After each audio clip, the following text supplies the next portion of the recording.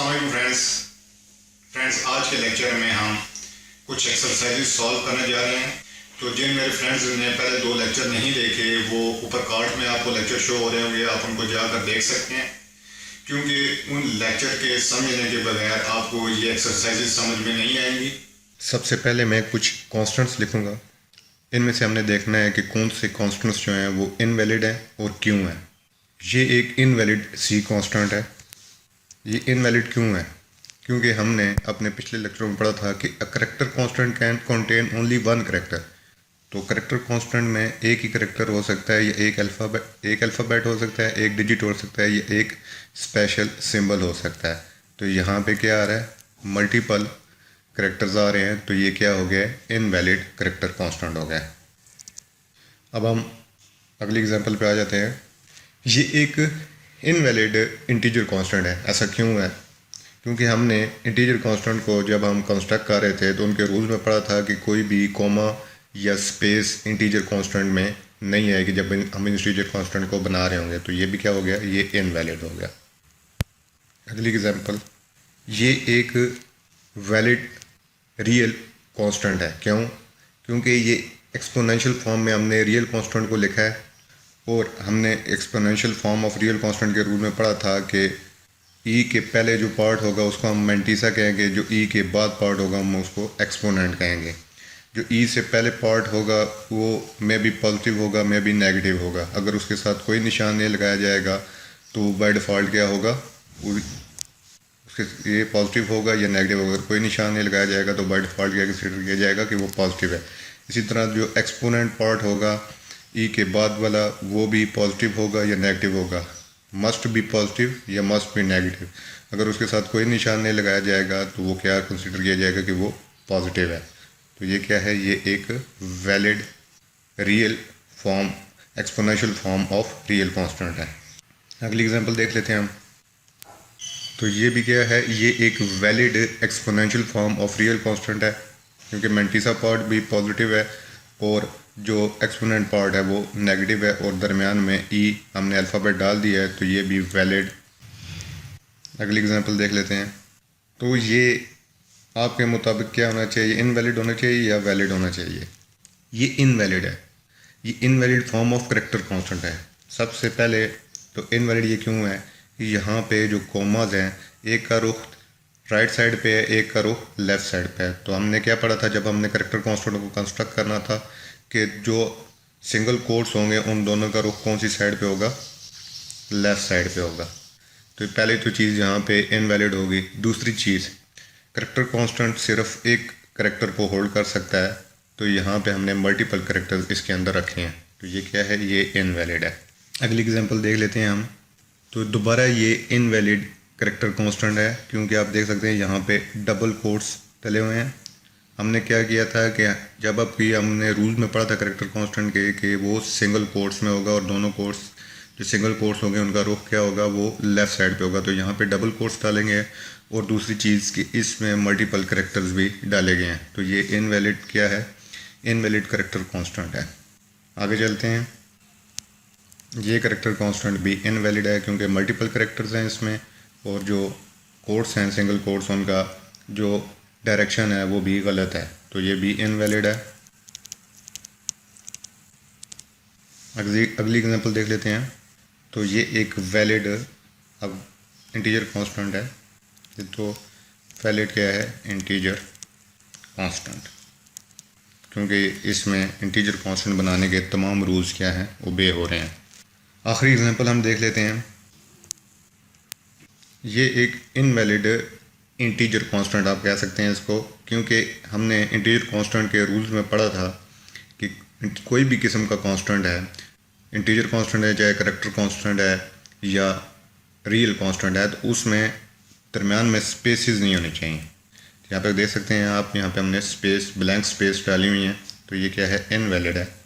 तो उम्मीद है यहाँ तक आपको ये जो हमने एक्सरसाइज की है इसकी समझ आ गई होगी कि कॉन्स्टेंट्स जो थे, जितने भी कॉन्स्टेंट्स हमने लिखे थे वो इनवैलिड, उनमें से इनवैलिड कॉन्स्टेंट्स क्यों इनवैलिड थे, और जो वैलिड कॉन्स्टेंट्स थे वो क्यों वैलिड थे।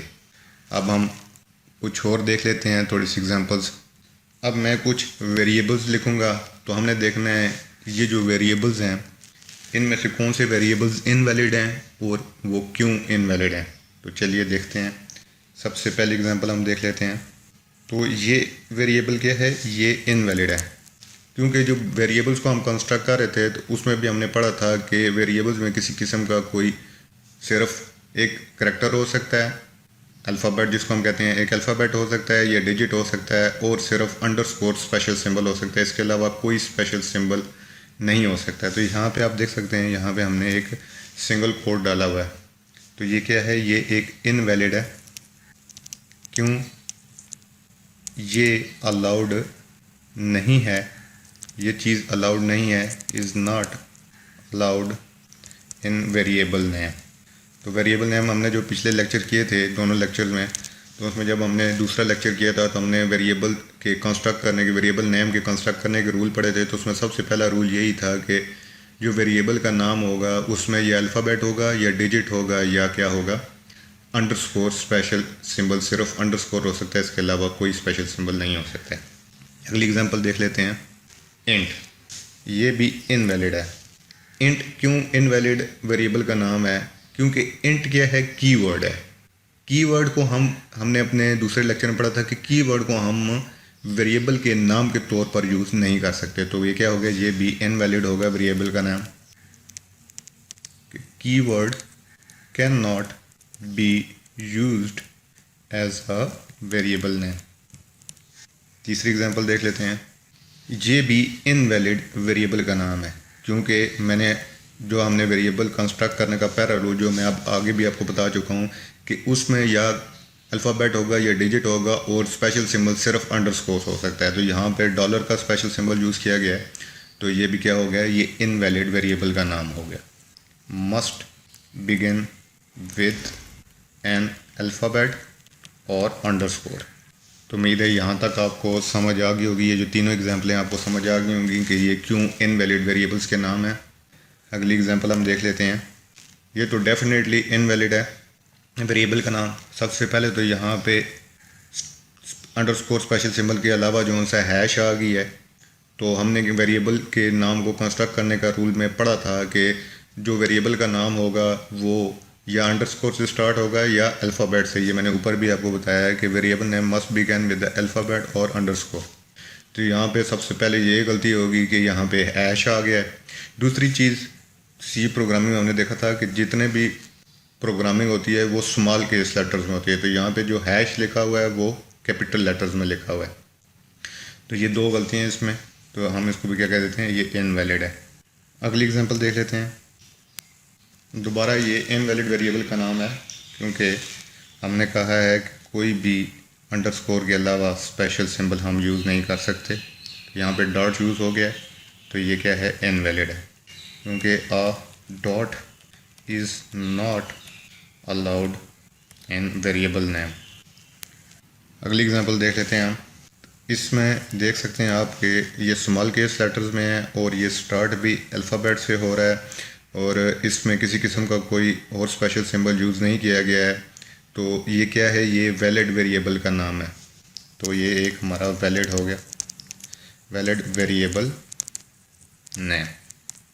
अब अगली चीज़ हम देख लेते हैं कि टोटल एरिया। तो ये भी क्या है, ये भी एक वैलिड वेरिएबल का नाम है।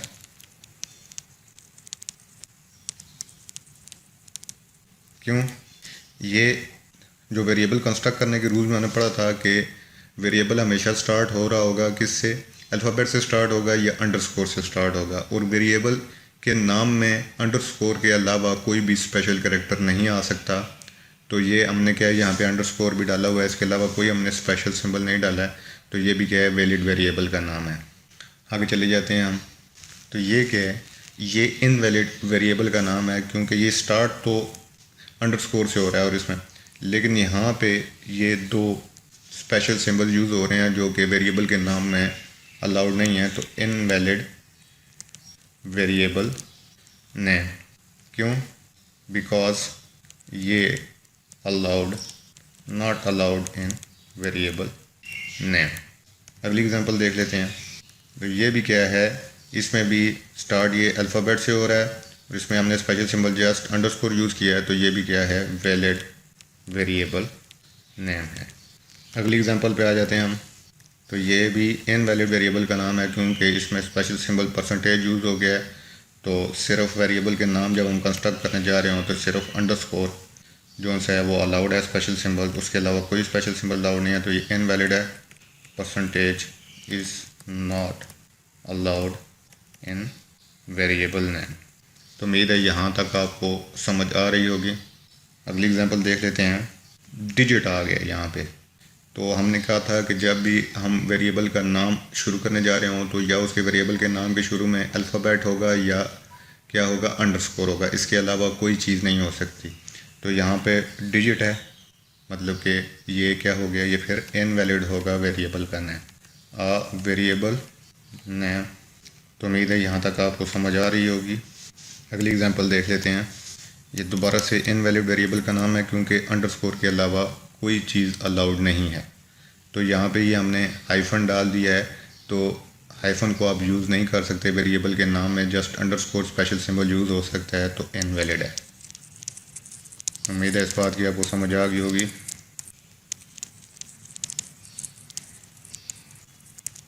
अगली एग्जांपल देख लेते हैं। ये भी इनवैलिड है क्योंकि हमने पहले ही वेरिएबल्स के नाम कंस्ट्रक्ट करने में पढ़ा था कि वेरिएबल्स नेम को कैन नॉट कंटेन स्पेसिस। तो यहाँ पे स्पेस आ रही है, तो क्या हो गया, ये इनवैलिड हो गया। अगली एग्जांपल देख लेते हैं। तो ये भी क्या है, इनवैलिड वेरिएबल का नाम है क्योंकि ये परसेंटेज से स्टार्ट हो रहा है और एंड भी परसेंटेज से हो रहा है। तो स्टार्ट अंडरस्कोर से होना चाहिए या अल्फ़ाबेट से होना चाहिए, तो ये परसेंटेज से इसका स्टार्ट हो रहा है, तो इनवैलिड है अ वेरिएबल। आखिरी एग्जांपल देख लेते हैं। तो ये क्या है, ये एक वैलिड वेरिएबल का नाम है क्योंकि ये वेरिएबल नाम के सारे रूल्स ओबे कर रहा है। ये स्टार्ट भी करैक्टर से हो रहा है। तो हमने वेरिएबल्स के नाम में पढ़ा था कि वेरिएबल के नाम जब आप रखने जा रहे हों रूल्स में, तो सबसे पहला जो करैक्टर हो वो करैक्टर होगा या अंडरस्कोर होगा। तो यहाँ पे सबसे पहला जो डिजिट है वो जो सा है करैक्टर है। तो सैलरी जो सा एक वैलिड वेरिएबल का नाम है, इसमें किसी किस्म के कोई रूल डिसोबे, वेरिएबल्स के नेम का कोई भी रूल डिसोबे नहीं हो रहा है। तो ये सैलरी क्या है कि ये वैलिड वेरिएबल का नाम है क्योंकि ये स्टार्ट भी क्या हो रहा है, करैक्टर से हो रहा है। तो या करैक्टर से स्टार्ट होता है वेरिएबल का नाम, या अंडरस्कोर से स्टार्ट होता है और उसमें किसी किस्म का कोई और स्पेशल सिंबल यूज़ ना होता हो अंडरस्कोर के अलावा। तो क्या आपने ये देख लिया, सब रूल्स इसके यहाँ पे ओबे हो रहे हैं। तो ये क्या है, ये वैलिड वेरिएबल का नाम है। अब हम जो पिछले 2 लेक्चर्स किए हैं उनकी बेसिस के ऊपर हम देख लेते हैं कि हमने कुछ ट्रू फॉल्स स्टेटमेंट्स देख लेते हैं। सबसे पहली स्टेटमेंट क्या है कि C language has been developed by Dennis Ritchie. तो ये ट्रू है या फॉल्स है, क्योंकि सी लैंग्वेज को एक ही बंदे डेनिस रिची ने डेवलप किया है। तो ये क्या है, ट्रू है। बी पॉइंट देख लेते हैं।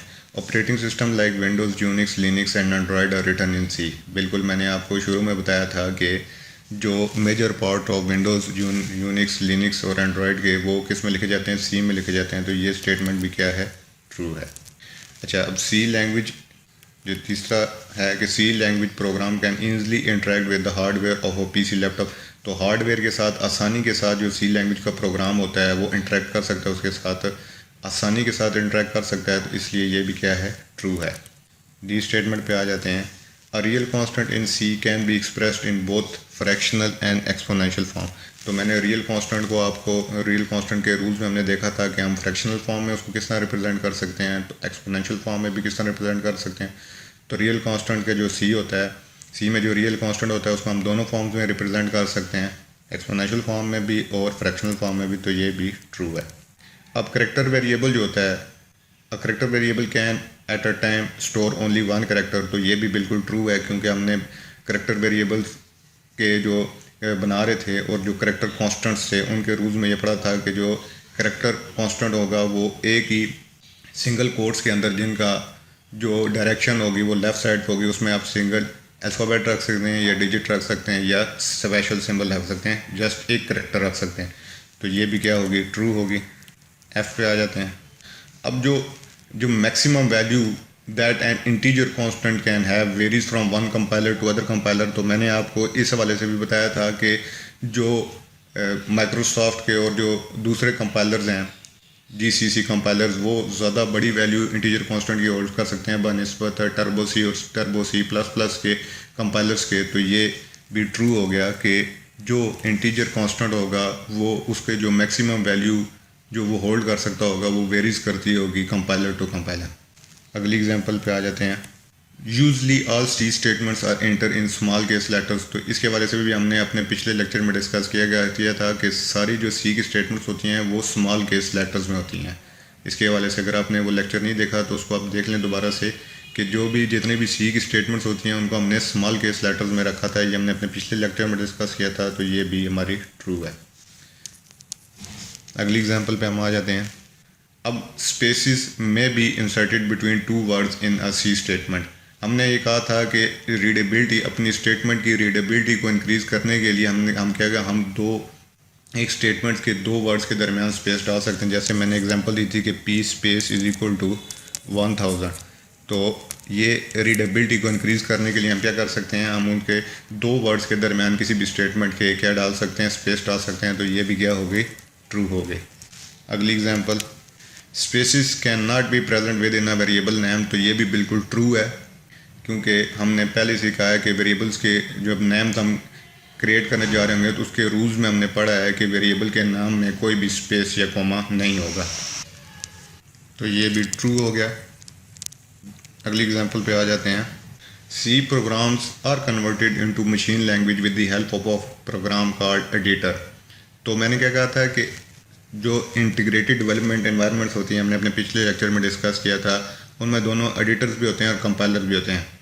तो यहाँ पे ये कहा जा रहा है कि जो एडिटर है वो मशीन लैंग्वेज में प्रोग्राम को कन्वर्ट कर देता है। तो ये गलत है, ये काम है कंपाइलर का। एडिटर में आप क्या करते हो, सिर्फ अपना प्रोग्राम टाइप करते हो। एडिटर का कोई और काम नहीं है, ये कंपाइलर का काम है कि वो आपके प्रोग्राम को मशीन लैंग्वेज में कन्वर्ट करे। तो एडिटर का काम ये नहीं है।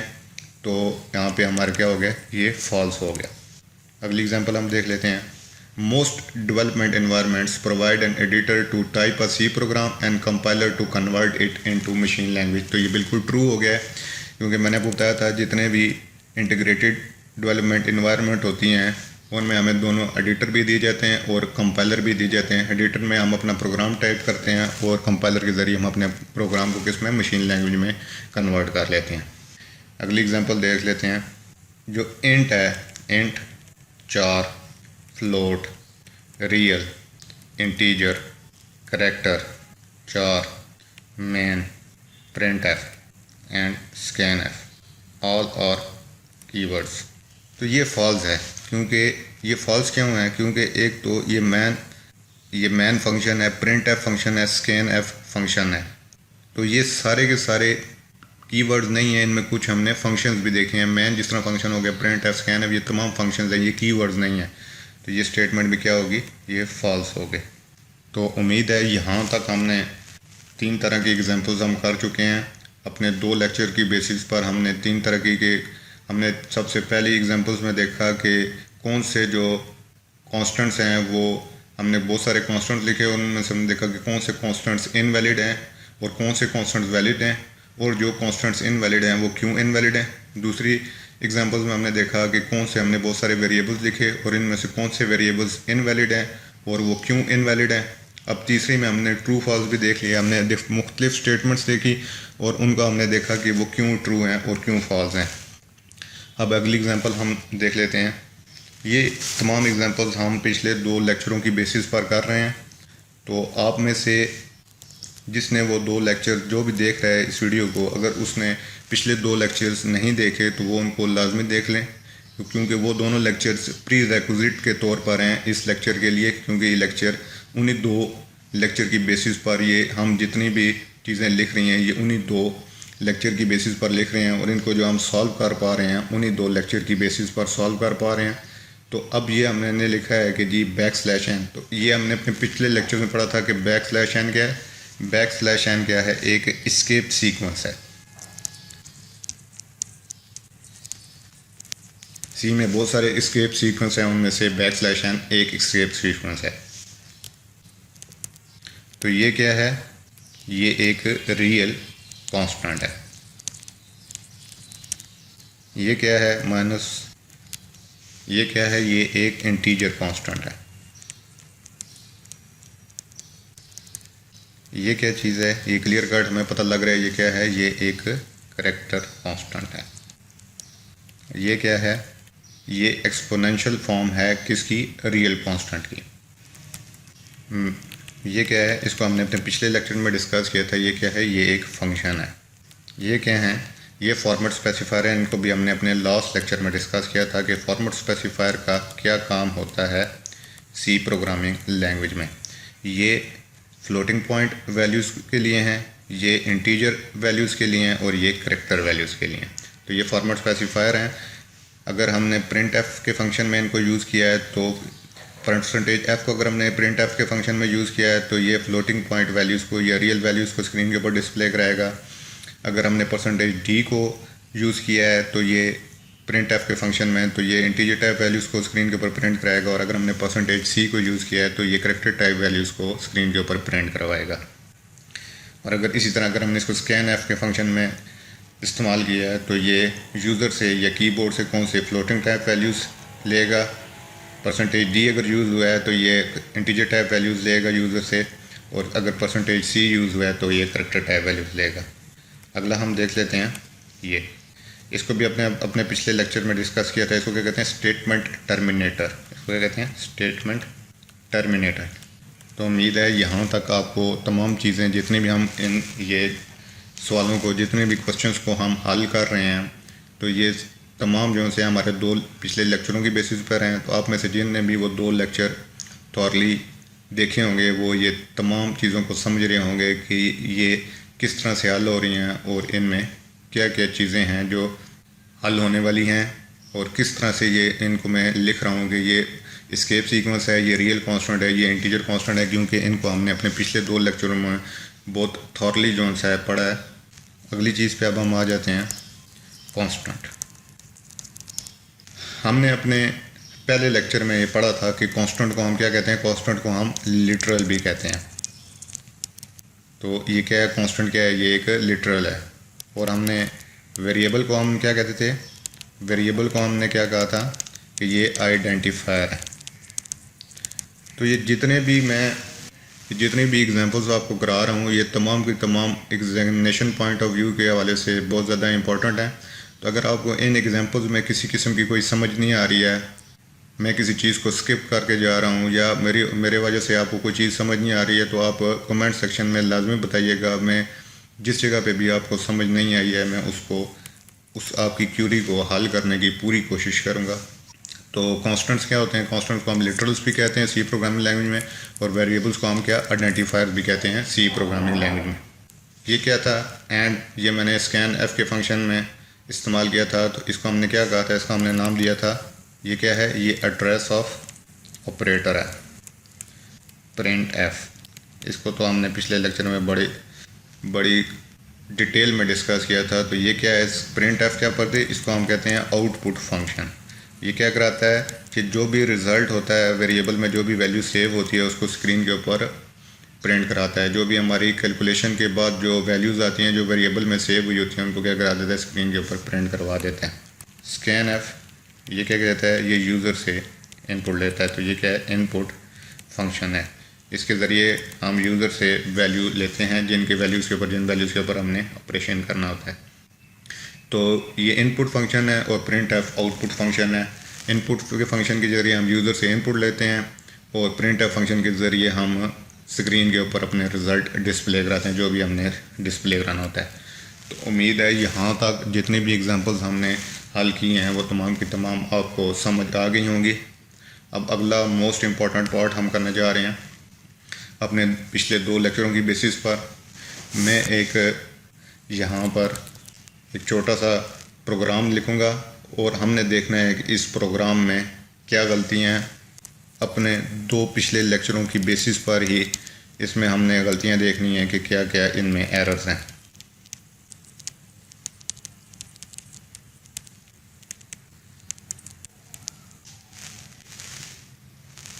तो इसमें किसी किस्म का कोई एरर नहीं है। अगर आप इस हवाले से कंफ्यूज हो रहे हैं तो ये हर एक स्टेटमेंट एक अलग स्टेटमेंट है, और हमने अपने पिछले लेक्चर में ये पढ़ा था ये तमाम स्टेटमेंट, क्योंकि स्टेटमेंट टर्मिनेटर लगा हुआ है। आप देख सकते हैं यहाँ पे भी स्टेटमेंट टर्मिनेटर लगा हुआ है। तो ये तमाम स्टेटमेंट्स क्या हैं, ये अलग स्टेटमेंट्स हैं। और सी जो है वो फ्री फॉर्म लैंग्वेज है, इसमें कोई नहीं आपको बाउंड किया गया कि आपने स्पेसिफिक स्टेटमेंट को गिवन लाइन में किस जगह पे लिखना है। तो सी में मल्टीपल स्टेटमेंट्स को आप सिंगल लाइन में लिख सकते हो। तो C statement can be written, multiple C statements can be written in a single line. तो इसके अलावा हमने ऊपर भी इनको सबसे पहले हमने जिन भी वेरिएबल्स को नीचे यूज़ करना था उनको पहले हमने डिक्लेयर किया है। तो इंट ए, फ्लोट बी और इंट सी। इंट टाइप का ए वेरिएबल इंटीजर टाइप का है, रियल टाइप का बी वेरिएबल है और इंटीजर टाइप का सी वेरिएबल है। तो इसमें किसी किस्म की कोई गलती नहीं है, तो no error. Multiple C statements can be written in a single line. अगली एग्जांपल हम देख लेते हैं।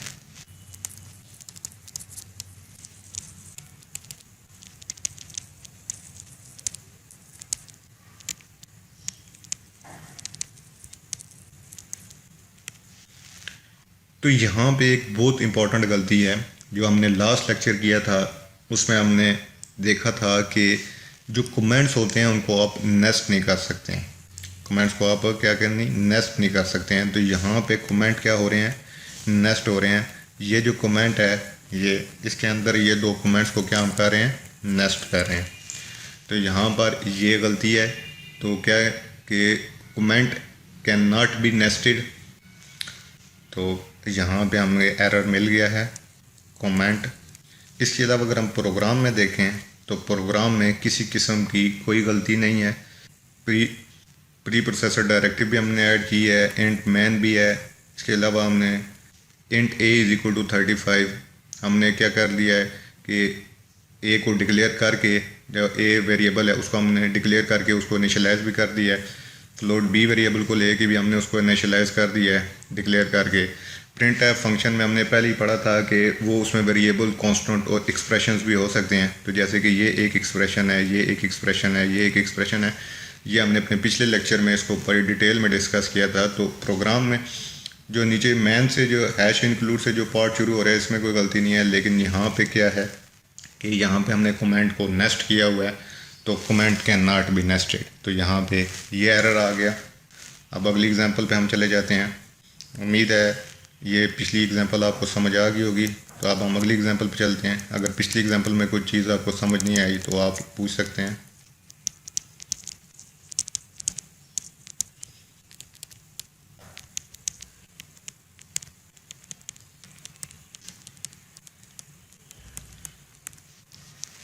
मैं पूरी कोशिश करता हूँ कि मैं बिल्कुल जिस तरह मुझे समझ आई हैं चीज़ों की उसी तरह मैं आपको समझाने की कोशिश करूँ। जितने टाइम के बाद मुझे, जितनी लेट मुझे समझ आई हैं और जितने मैंने उनको क्लोजली ऑब्ज़र्व करने के बाद मुझे समझ आई हैं, उतनी ही क्लोजली जो उनसे है उतनी ही डिटेल में मैं आपको भी बताने की कोशिश करूँ। अगर फिर भी मुझसे कोई चीज़ रह जाती है तो मैं उसकी माजरत चाहता हूँ। तो इंट मैन, अब इसमें हम देख लेते हैं कि क्या गलती है। अब जब हमने स्कैन एफ फंक्शन को देखा था, स्कैन एफ फंक्शन, तो यहाँ पे हमने क्या कहा था कि हमने यहाँ पे एड्रेस ऑफ ऑपरेटर डालना है।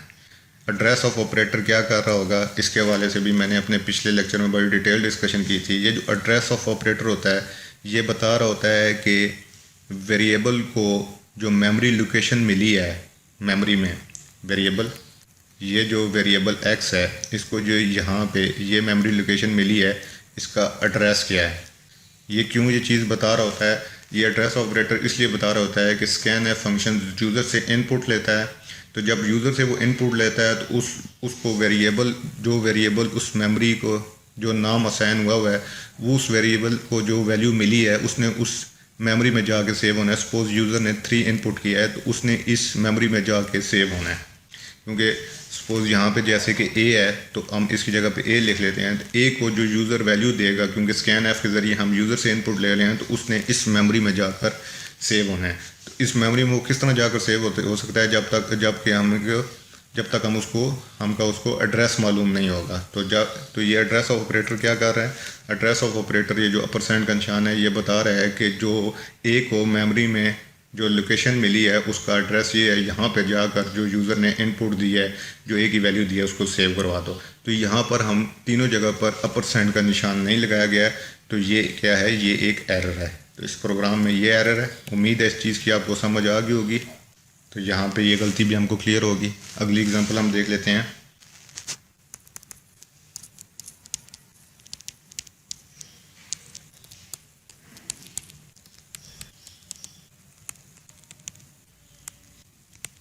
तो इसमें क्या एरर है, इसमें एक छोटा सा एरर है, जस्ट एक ही दो एरर हैं, वो मैं बता देता हूँ आपको। सबसे पहले तो यहाँ पे देख लें, आपके ये स्टेटमेंट एक लिखी हुई है। तो स्टेटमेंट को हमने क्या कहा था कि स्टेटमेंट टर्मिनेटर हमेशा लाजमी एंड में लगाना है। तो यहाँ पे स्टेटमेंट टर्मिनेटर नहीं लगाया गया है। एक एरर ये है, बिल्कुल सेम एरर इस जगह पे है कि यहाँ पे भी स्टेटमेंट टर्मिनेटर नहीं लगाया गया है। तो स्टेटमेंट टर्मिनेटर हर स्टेटमेंट के एंड में लगाना लाजमी होता है। तो क्या है, ये एक एरर है, सेमी कॉलन। इसके अलावा इसमें कोई एरर नहीं है इस प्रोग्राम में। तो यहाँ तक हमको समझ आ गई होगी कि स्टेटमेंट टर्मिनेटर का होना बहुत लाजमी है। तो यही कुछ एग्जांपल्स थी जिनको हमने हल करने की कोशिश की अपने पिछले 2 लेक्चरों की बेसिस पर। तो उम्मीद है ये तमाम चीज़ें आपको क्लियर हो गई होंगी। अगर आपने इस वीडियो को पूरा देखा है तो उम्मीद है ये तमाम चीज़ें आपको क्लियर हो गई होंगी। अगर अब भी कोई चीज़ इसमें क्लियर नहीं हुई है तो आप लाजमी पूछ सकते हैं। इंशाल्लाह अगले लेक्चर में हम कुछ प्रोग्राम्स जो हैं वो बनाएंगे, कुछ एग्जांपल्स देखेंगे प्रोग्राम्स की, और उन प्रोग्राम्स को हम प्रैक्टिकली बनाकर उनको शो करेंगे, उनके रिज़ल्ट्स को शो करेंगे। तो अगले लेक्चर में हम प्रॉपर जो सा है कोड ब्लॉक में अपने प्रोग्राम्स बनाएंगे, उन्हीं 2 लेक्चर की बेसिस पर जो हमने पीछे 2 लेक्चर किए हैं। तो फ्रेंड्स, तब तक के लिए जो सा है अल्लाह हाफिज़।